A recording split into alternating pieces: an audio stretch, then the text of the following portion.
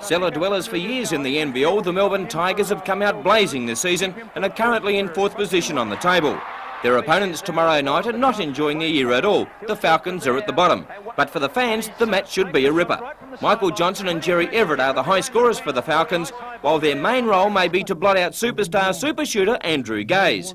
Gaze has developed into a hero after his stint with American University Seton Hall, and a man who heaps praise on his ability is Falcons coach Ken Cole. I think that he's much more now than a great shooter. He's a great player. You know, he does a terrific job all around. He shut Scott Fisher down in the first half of that All-Star game, and I think the little stint in the United States has rounded his game out, and he's, in my opinion now, he's the best player we've ever produced. Pleasantries aside, the master tactician Cole is bound to have something up his sleeve to help the Falcons to a win.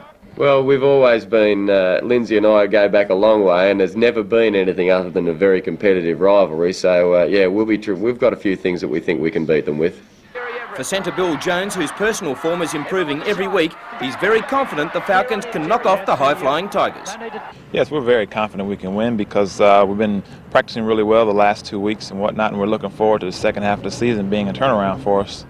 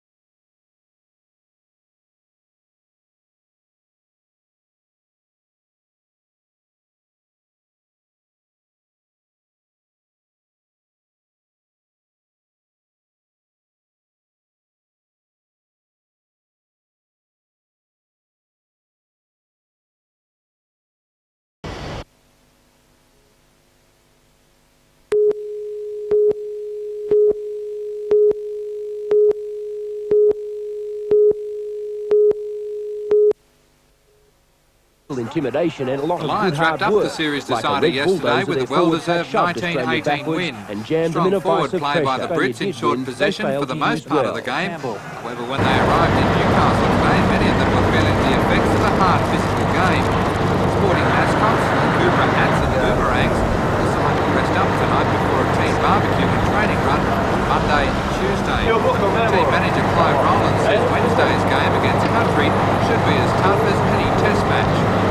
I think it should be, all the matches we've had in Australia have been very, very hard and very difficult. The physical contact has been very, very good and very strong indeed. Looking forward to the match. It could be one of the best matches of the tour, I'm sure. The capacity crowd is expected to watch the internationals go round at Newcastle number 2 Oval.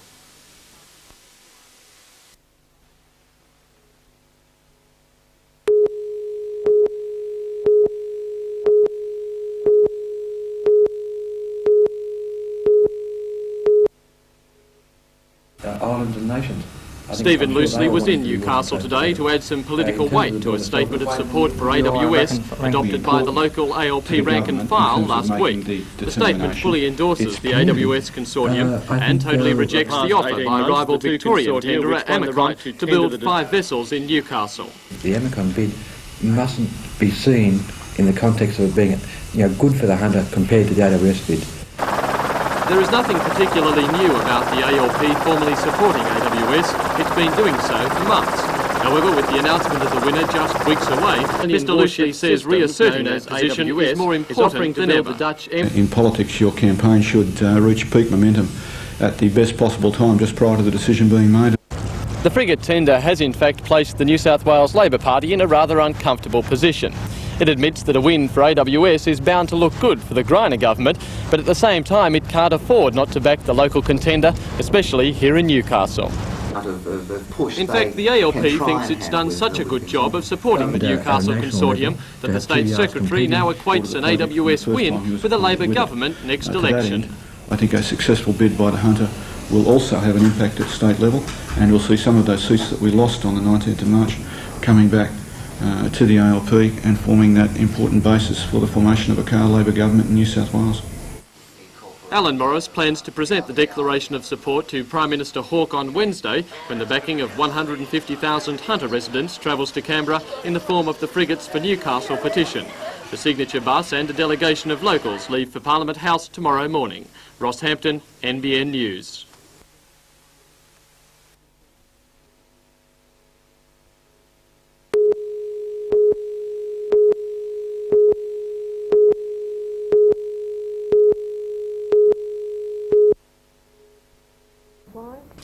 The system developed in Brisbane is called Neutralysis, and the idea is simple. Household garbage, industrial waste plus liquid waste is converted to a non-toxic, usable, lightweight aggregate. The aggregate is already being used for building materials in high-rise developments, including Sydney's Australia Square. The aggregate, that looks like dried dog food, could sell at $35 a tonne, giving Lake Macquarie a multi-million-dollar a year turnover, says Alderman Welsh. Well, it's got the potential of picking up 80 to 85% of our normal garbage and turning it into a useful product. Now, if we can achieve that, then we're going to eliminate the problems that we've got at Redhead and the Wobber, and that's really important to Lake Macquarie. The Mayor is putting the idea before councillors tonight and is optimistic that investors can be found to foot the $35 million bill to build the recycling plant. An ideal site would be next to the Wobber Tip, using around 85% of local garbage. Mine tailings can also be utilised, and an added bonus is that power suitable for electricity or steam is a byproduct. It could also solve beach pollution problems. Well, it may well do, because it will also accept some liquid waste, i.e. effluent, in the process, and that would also give us some clean up on the outfalls, yeah. This must be one of the very few environmentally conscious ideas that can honestly be described as pure rubbish. Yet another great idea for this efficient material is as cheap road fill. Rebecca Skinner reporting for NBN News.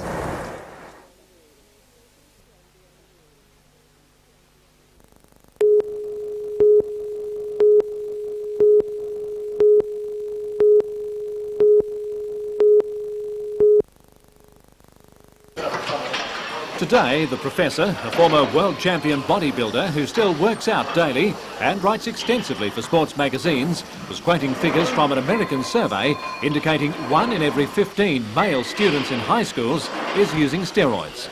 And he says, in Australia, the problem is becoming much the same. In recent years, I have been approached by at least 10 to 15 individuals who have either been on drugs, although they were teenagers, have been on drugs for a number of years, some since they were 13 or 14. Others have approached me because they wanted to go on drugs, particularly anabolic steroids, to enhance their performance in one of a number of sports.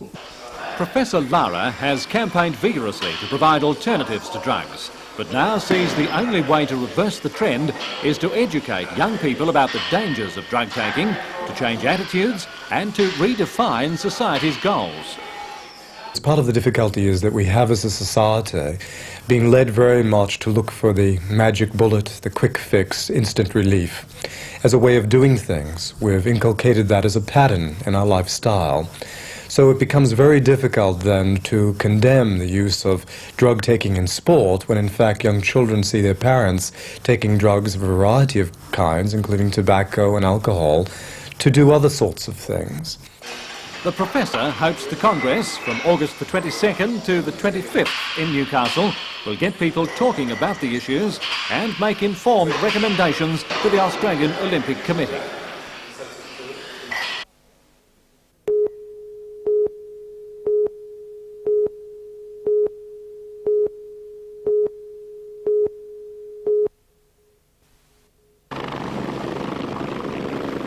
The Premier's helicopter touched down to a distinctly low-key welcome.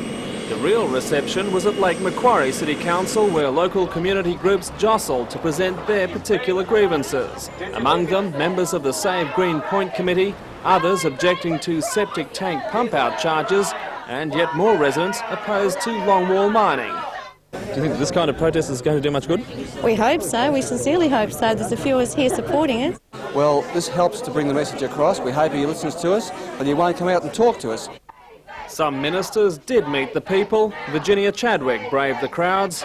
Others looked relieved to be sharing the heat for a change. The local groups were soon overwhelmed by up to 2,000 trade union members who staged a rally in Spears Point Park to protest planned government changes to workers' compensation and the erosion of the public sector.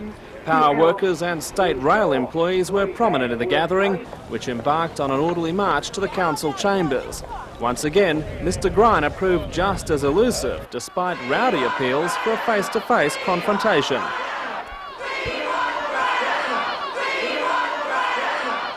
The heavy police presence was rarely required to do more than watch the crowd and check media credentials. Newcastle Trades Hall Council President Dennis Nichols concluded the meeting by reading a resolution to the gathering.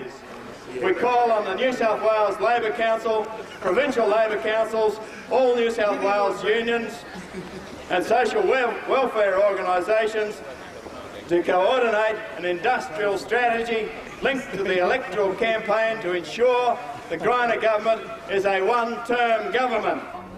Police agreed to allow a strictly limited delegation through the cordon to present the resolution personally to Mr Greiner.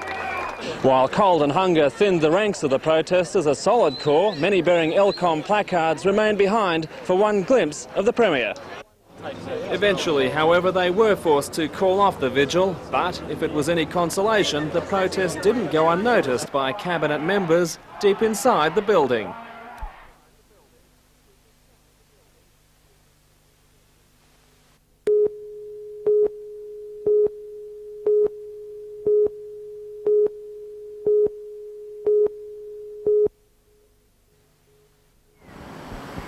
The developers of the Garden Estate subdivision near the old Skyline Drive-In at New Lambton hope to pioneer a new brick cladding construction technique which they believe is suitable for mine subsidence areas.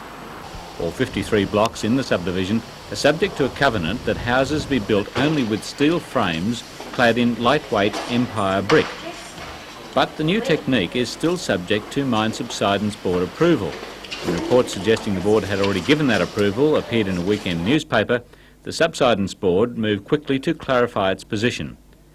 Empire brick, the board says, remains under consideration, with a decision yet to be made. It's a new product.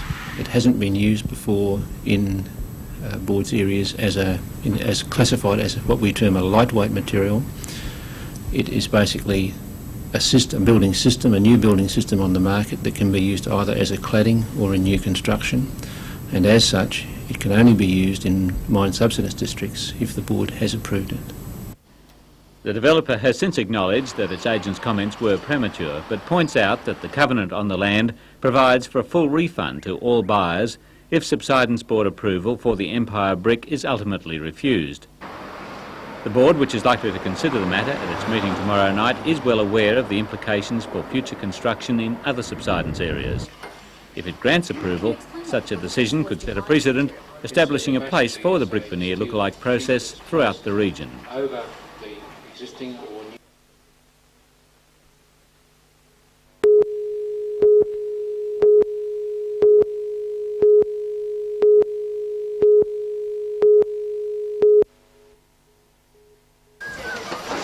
Battle-weary after their 16-10 loss in Gosford, the young Lions have set up camp to tune in on ways to beat the Aussie Schoolboys.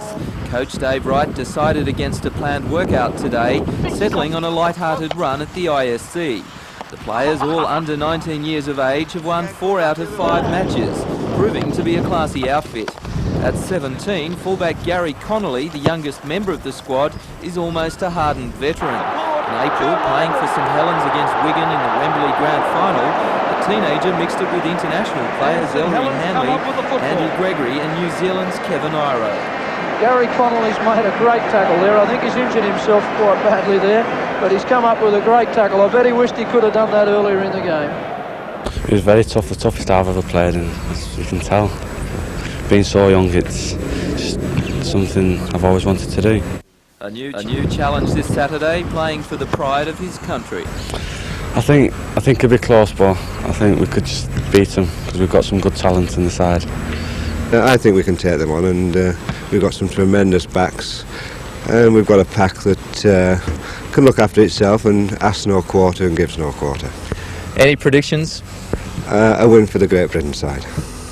Despite the touring side's confidence, the young Lions face an awesome task against the Australians. Since 1972, the Aussie Schoolboys have played 47 games and have only lost 1. And you can bet at the ISC this Saturday they'll be playing for another victory. Peter Ryan, NBN News.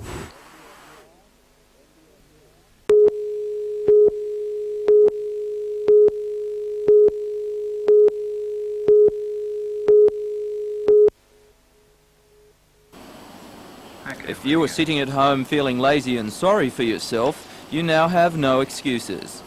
We want people to get out there and try activities. You never know, they might like them and they might take them up as a lifelong sport. The book not only covers a vast range of physical activities, but in a new approach offers courses in sports medicine and sports administration. We've covered a lot of courses for coaches and sports administrators to heighten their level of knowledge, and therefore they can transfer that on to the sports people that they're training.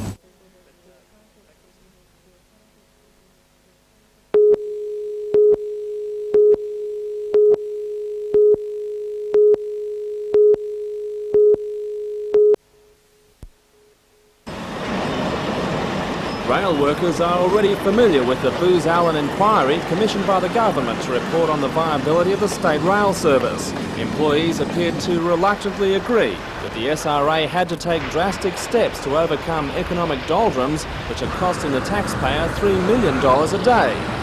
The Booz Allen report recommends long-term staff cuts, which will see Newcastle's 2,200 employees reduced by about 800 through natural attrition, redeployment and voluntary redundancy. Today the plan was spelt out more clearly to the rail workers by Regional General Manager Bruce Hall.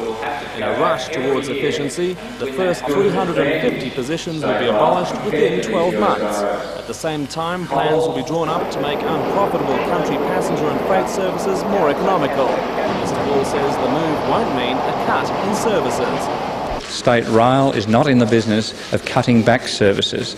We will offer, particularly in the Hunter region, on the north coast, up into the northern tablelands, increased services in all sectors of our freight and country passenger business. At present, country rail services return about 20%, and that will be increased to 60%. Mr. Hall wouldn't rule out fair increases to meet that target. Elsewhere, the rail service will have to become more competitive. The SRA is now competing directly in a deregulated market for wheat freight contracts and coach passengers. The small freight service, Trackfast, costs $50 million a year and returns $20 million. If it can't improve those figures, the service is for the chop. But it's not all poor results for the rail service. One section is making money. In comparison with any other US railroad that operates in a commercially viable way that we compare most favourably. It's the most efficient coal transport operation by any standard in the world.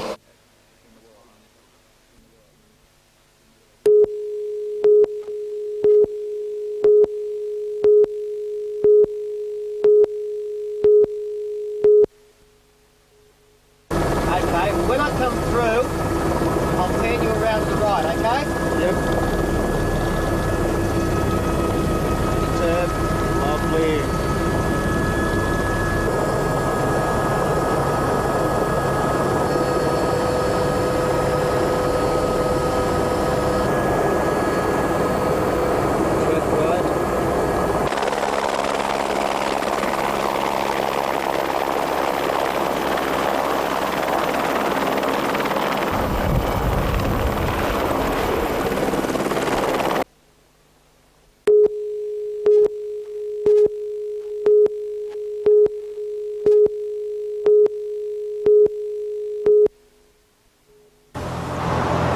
Cardiff-based Favourite Plastics manufactures the ordinary plastic bags Australians are most familiar with. They won't disintegrate with exposure to the sun, and at this firm alone, around 8 tonnes of scrap plastic is generated from the production of the bags each month. This is an example of that scrap material, and much of it is recycled to make other plastic products such as nursery plant pots and pipes for agricultural use. Bag manufacturer John Yates says he could make the photodegradable bags by adding a mixture to the batches of plastic. But he fears companies which buy scrap plastic to recycle won't do so if there's a possibility it includes the photosensitive product which might break down in the sun. If we all introduce the photodegradable master batch into the making of plastic bags, from that point of time on, the recycling industry around Australia that normally would recycle something like 30,000 tonnes a year of packaging material, it'll be finished. And the product will then have to go to the garbage dump, whereas it normally would have been recycled and made into other saleable products. And while the photodegradable bags begin to break down once left in the sun, Mr Yates says he has no proof they would continue to disintegrate once buried in soil at a rubbish tip. The only reason why they will break down in the soil is if they're first of all exposed to 3 days or a minimum of 3 days of sunlight, and that means all around the bag. And so somebody's really got to be out there turning the bag over to make sure it gets exposure on all sides. If it doesn't, it won't disintegrate.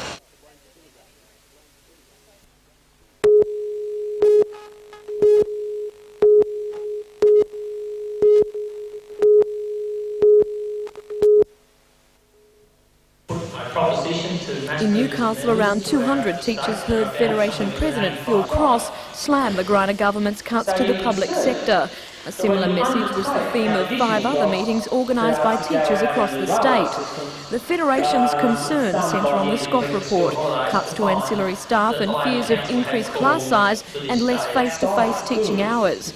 But the teachers also condemn cuts to other public sector areas, along with increases in state charges and taxes. In line with meetings earlier this week on the Central Coast, Taree, Singleton and Muswellbrook, today's meeting voted overwhelmingly in favour of joining 25 other public sector unions in next Tuesday's 24-hour stop work.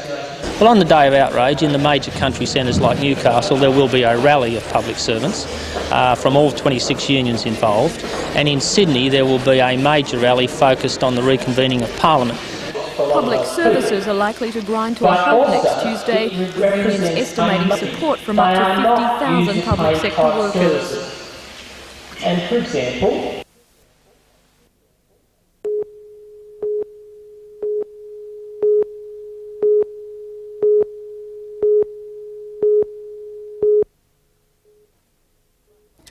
Run by the Friends of the University, the biennial book fair presents a literary feast.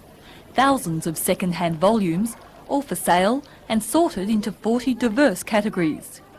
This year's show features a sizable collection of large print fiction, along with children's novels, paperbacks, textbooks, antique and rare books and magazines.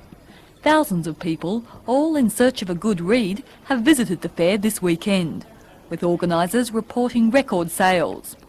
All proceeds from the week-long show will go towards International House, the recently completed on-campus accommodation block for both overseas and Australian students.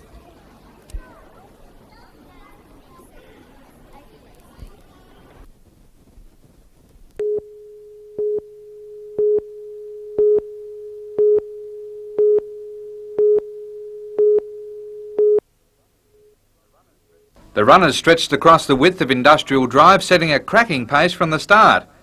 Newcastle runners Brian Morgan and David Rundle broke clear of the field early, setting the scene for a dramatic struggle as they pushed hard through King Edward Park.